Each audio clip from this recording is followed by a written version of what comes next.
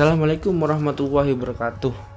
Pada kesempatan kali ini, saya akan menjelaskan mengenai perkembangan lembaga negara di Indonesia untuk memenuhi tugas dari mata kuliah Hukum Lembaga Negara, di mana dosen pengampu Pak Helmi Bumia. Namun, sebelum saya masuk materi, alangkah baiknya saya akan memperkenalkan diri saya. Nama saya Miftah Maulana Hermanto dengan NIM 20011100255. Nah, selanjutnya kita masuk pada materi. Yang pertama itu pengertian lembaga negara.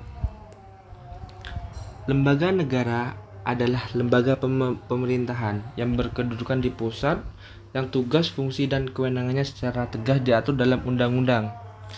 Ya, singkatnya saja, lembaga negara itu merupakan lembaga pemerintahan yang dibuat oleh negara, dari negara, dan untuk negara, demi mencapai tujuan dari negara tersebut.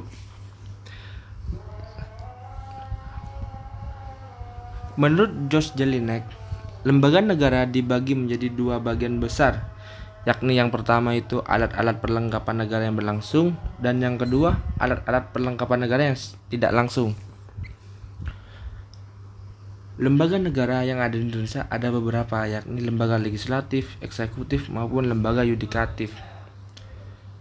Nah, selanjutnya itu lembaga negara, strukturnya.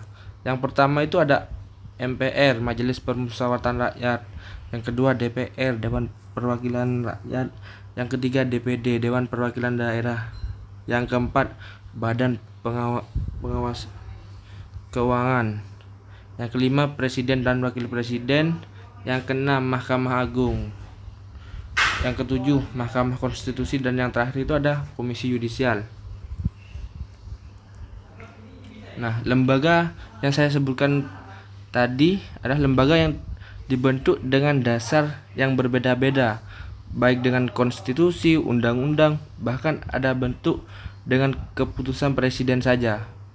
Dasar hukum yang berbeda-beda itu menunjukkan bahwa lembaga-lembaga negara mandiri itu berdasarkan isu-isu parsial, insidental, dan sebagai jawaban khusus terhadap persoalan yang dihadapi. Hal ini mengakibatkan komisi itu berjalan secara sendiri-sendiri dan tidak langsung,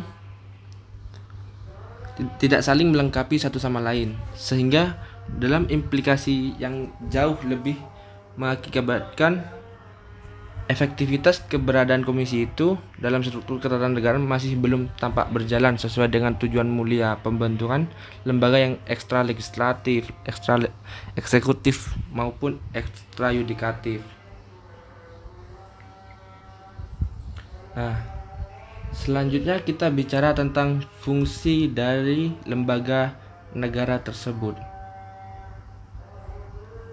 Fungsi lembaga sendiri adalah membantu pemerintahan dalam mewujudkan tujuan untuk membangun Indonesia menjadi negara maju.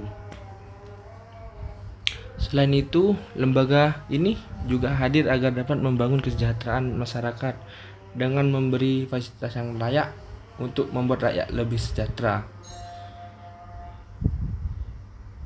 Fungsi lain dari lembaga ini juga berfungsi untuk membantu pemerintahan mewujudkan cita-cita bangsa Indonesia, dan tugas-tugasnya telah tercantum dalam Undang-Undang 1945.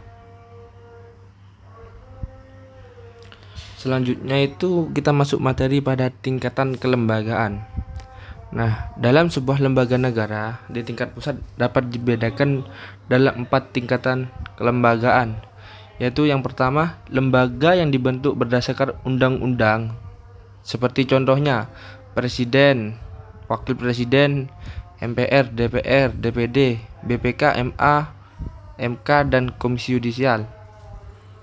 Yang kedua itu lembaga yang dibentuk berdasarkan undang-undang, seperti Kejaksaan Agung, Bank Indonesia, KPU, PPATK, dan banyak lagi. Nah, yang ketiga itu lembaga yang dibentuk berdasarkan peraturan pemerintah atau peraturan presiden. Dan yang terakhir, lembaga yang dibentuk berdasarkan peraturan menteri.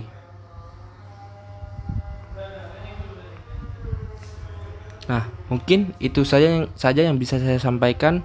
Kurang lebihnya saya mohon maaf bila ada kesalahan. Wassalamualaikum warahmatullahi wabarakatuh.